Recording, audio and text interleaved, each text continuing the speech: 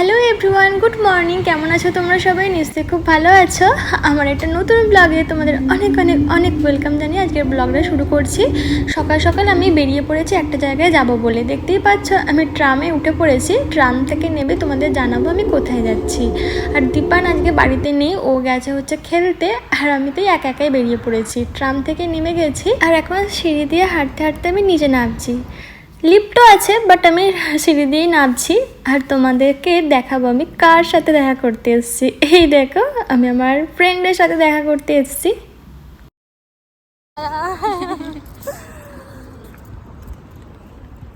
স্নান তুমি যে বললা না কি 11টা বাজে বেরোবে, আমি একদম 10টা বাজে স্নান করে নিচ্ছি।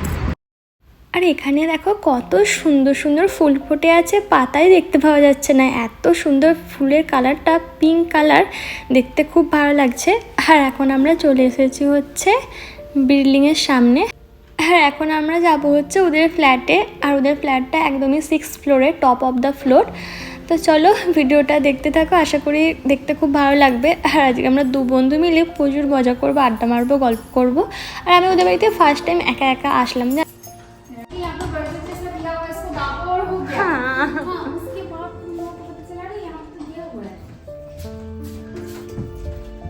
আমি হেয়ার কম করে নি, ভিজে চুলে বিশাল চুল ওঠে ওই জন্য।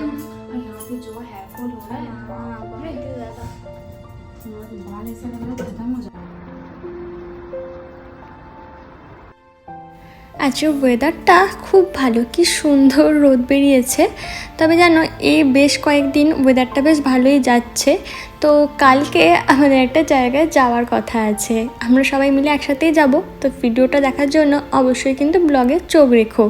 আর এখন আমরা চলে এসেছি হচ্ছে ফ্ল্যাটে। চলো ভিডিওটা কন্টিনিউ দেখতে থাকো।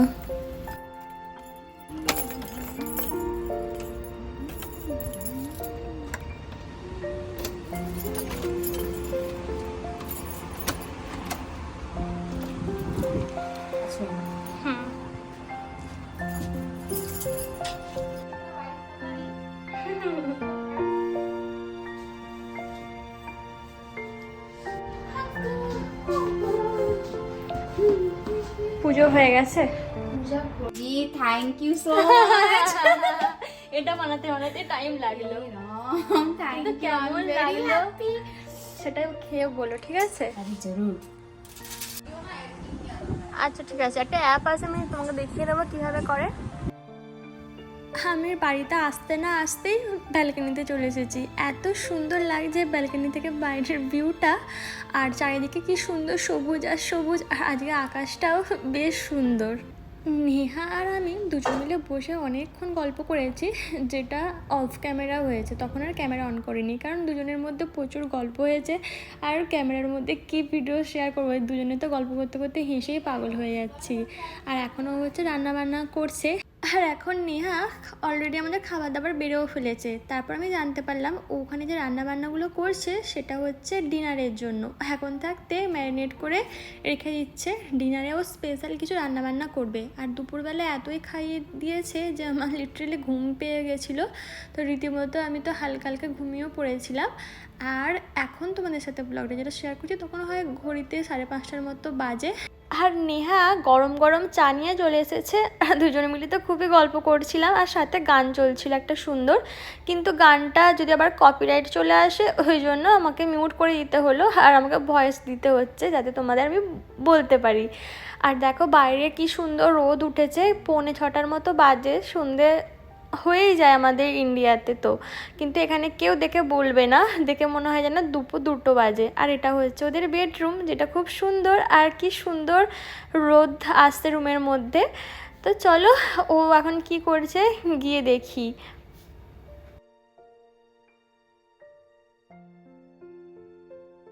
আর এখানে বানানো হচ্ছে মিক্সড ফ্রাইড রাইস, যেটা খেতে খুবই টেস্টি। আমাকেও বলে একটু টেস্ট করে দেখো কেমন হয়েছে।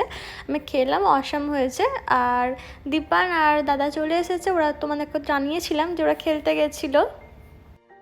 আর দীপানকে আমি জিজ্ঞাসা করছি যে তোমাদের আজকে ম্যাচ কেমন ছিল, কোন দল জিতলো, এইসবই। আর দুপুরে কি খাবার দাবার দিয়েছিল এইসব নিয়ে ওর সাথে একটুখানি গল্প করছিলাম। আর এখানে দেখো ডিনার একদমই রেডি হয়ে গেছে, খাবার সার্ভ করে দিয়েছে।